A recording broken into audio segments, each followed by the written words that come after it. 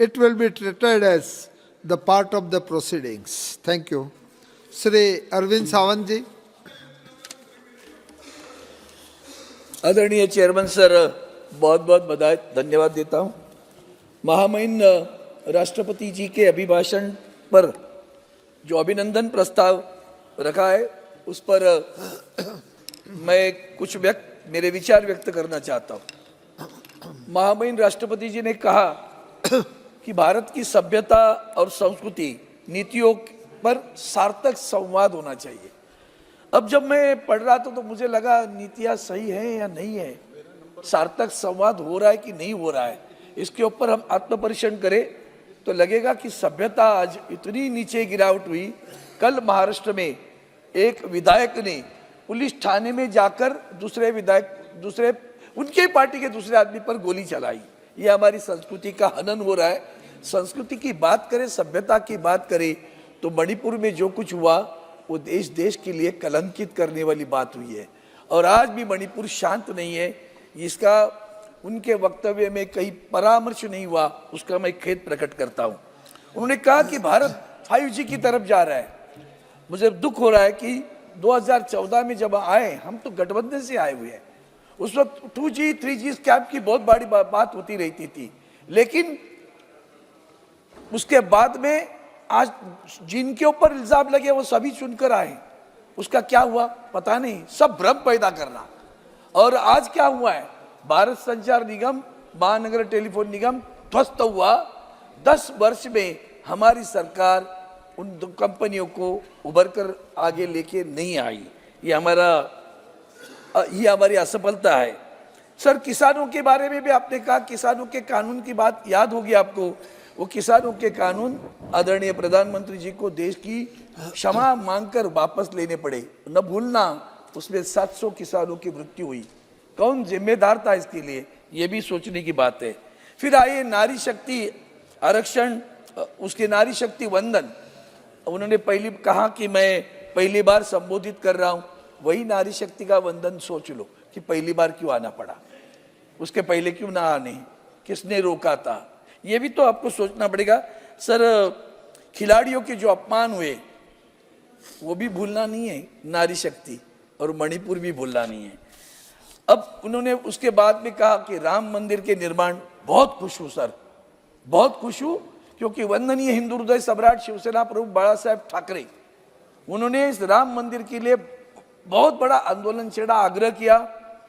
माननीय भारत रत्न आदरणीय लाल कृष्ण आडवाणी जी ने रथ यात्रा निकाली थी 1990 में। ये सारी चीजों को ध्यान रखते हुए जब 1992 में ढांचा गिरा ना, तब ये जो आज सभी लोग श्री राम करके जो घूम रहे हैं ना, सब भाग गए थे। उस वक्त एक ही शख्स था इस देश में कि ढांचा गिरने के बाद सभी ने कहा ये तुम्हारे लोगों ने गिरा, तुम्हारे, तो बोले नहीं हमने नहीं। मेरे पास तो आदरणीय अटल बिहारी जी की क्लिप है, उन्होंने तो उसका दुख व्यक्त किया था। आज ढांचा न गिरता तो राम मंदिर नहीं खड़ा होता, ये भी नहीं भूलना है। और कार सेवकों की कुर्बानी न होती तो भी राम मंदिर नहीं खड़ा होता। वंदनीय बाला साहब ने कहा अगर ये मेरे शिव सैनिकों ने गिराया होगा तो मुझे उस पर गर्व है। ये कहने वाला एक ही हिंदू हृदय सम्राट था, शिवसेना प्रमुख बाला साहब ठाकरे। इसलिए राम मंदिर के निर्माण में हमें बहुत हर्ष है, बहुत आनंद है। वो होना चाहिए था, वो हो गया। इसलिए इतना ही कहूँगा, ये जो कुर्बानी है ना, ये मेरे राम भक्तों, वतन के राम भक्तों, जरा आँख में भर लो पानी। मंदिर के लिए जो शहीद हुए उनकी याद करो कुर्बानी, वो न भूलना। वो हम लोग भूल रहे, किसी एक शख्स ने किया, किसी नहीं, जो कभी वहां गए नहीं थे वो आज बोल रहे हम कर रहे हैं। वो इतना ही मुझे याद करके देना था। सर, हम उनमें से हैं जिनके लिए राम लल्ला प्यार है, कुछ लोगों के लिए राम लल्ला व्यापार है। हम उनमें से हैं जिनके लिए राम लल्ला प्यार है, कुछ लोगों के लिए राम व्यापार है। हमारे लिए राम नीति, प्रभु राम नीति है, कुछ लोगों के लिए राजनीति है। हमारे लिए राम मर्यादा पुरुषोत्तम है, कुछ लोगों के लिए प्रभु राम प्रचार उत्तम है, प्रचार के लिए। उसके आगे उन्होंने कहा 25 करोड़ लोग गरीबी से बाहर आए, 80 करोड़ लोगों को मुफ्त अनाज दिया जाता है। ये दोनों जो प्रावधान, दोनों जो उनके विचार है, देखिए क्या चीज है। 130 करोड़ की आबादी, 80 करोड़ मुफ्त अनाज दे रहे, हम उनको गरीबी से ऊपर नहीं ला पाए।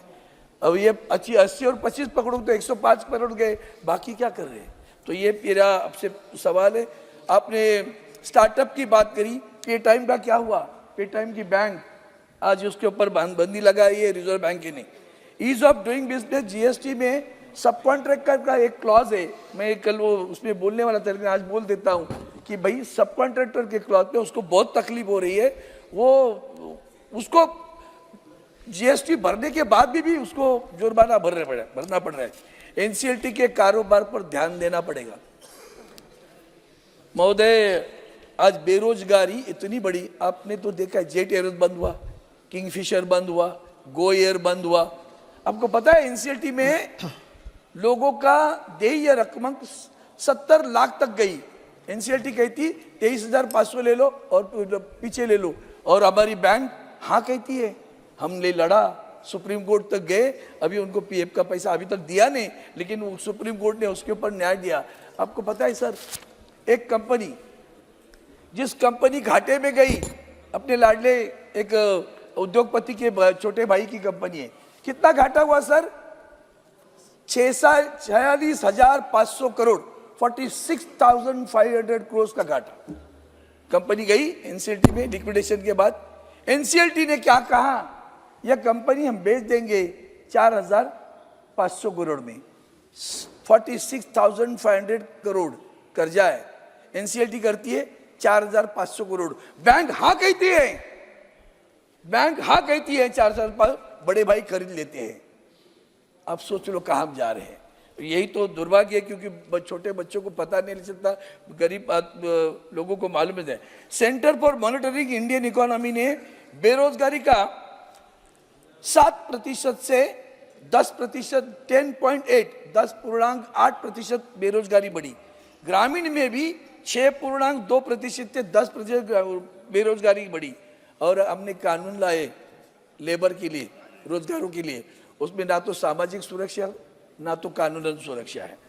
सभापति महोदय, उन्होंने कहा बंदरगाह के विकास की बात की। मुंबई बंदरगाह 10 बरस, आदरणीय गडकरी साहब ने एक बड़ा अच्छा प्रोजेक्ट बनाया था, विकसित करने का बनाया था। विकसित बनाना चाहते हो ना, विकसित भारत, विकसित भारत। 10 बरस में बंदरगाह के लिए आपने कुछ नहीं किया। मुंबई बंदरगाह के लिए सारा जितने भी उद्योग आए, वो ड्रग पार्क हो, बल्क ड्रग पार्क हो, डिवाइस हो, मेडिकल डिवाइस, सब गुजरात में चले गए। गुजरात में लेके हमें नहीं है, गुजरात हमारा ही है सर। 5 मिनट आज की दिन तो दे दो, 5 मिनट में खत्म। नहीं, गुजरात हमारा ही है सर। 1 मिनट में खत्म कीजिए, लास्ट कमेंट करके। सर प्लीज प्लीज, आखिरी बार है अभी तो ये सेशन का, मगर समय नहीं है। There are so many speakers, 5 minute में खत्म, बहुत सारे स्पीकर है, तो जल्दी उड़ा देते हो बस। अभी बाबा साहेब अम्बेडकर जी के बारे में भी उन्होंने कहा कि हम 5 तारीखों को पंचतीर्थ बना रहे, संविधान की सुरक्षा करो, वो ज्यादा अच्छा रहेगा। ज्येष्ठ नागरिकों के सारे जी फैसिलिटीज थे, सभी बंद कर दिए। भारतीय जन औषधि परियोजना, भारतीय बी, जन औषधि का जे, परियोजना का पी, टैबलेट पे भी बीजेपी। ये तुम्हारा प्रचार, इतने नीचे गिरावट होगी आपकी, वो भी बोल्ड बोला, अलग अलग अक्षर में, अलग कलर में। ये भी तो आप लोग कर रहे हो, इतना ध्यान में रखना। सर सभापति महोदय, भी इतना ही कहूंगा, मंदिर का निर्माण तो मैंने अभी कहा ही है, उसके लिए मैं ज्यादा बात नहीं करूँ। आपको अगर मुझे समय नहीं दे रहे तो मैं 1 मिनट में अपनी बात खत्म कर देता हूँ। एक और भी बात है, कृषि बारे में जो आपने किया है, निर्यात के बारे में, एक्सपोर्ट के बारे में आप करते नहीं हो। उसमें देखो प्याज के भाव, किसान बेचारा आज भी परेशान है, आज भी किसान आत्महत्या कर रहा है, उसको भाव नहीं मिल रहा है। एमएसपी की बात मत करिए, झूठ हो रहा है। इसके लिए मैं आपसे आखिरी, आपने कहा तो उन्होंने फिर दोबारा रामलल्ला की बात की उनके भाषण में, तो मुझे इतना ही कहना है कि आखिर फिर दोबारा रामलल्ला की आपने बात की है, तो वही एक भजन बताता हूँ।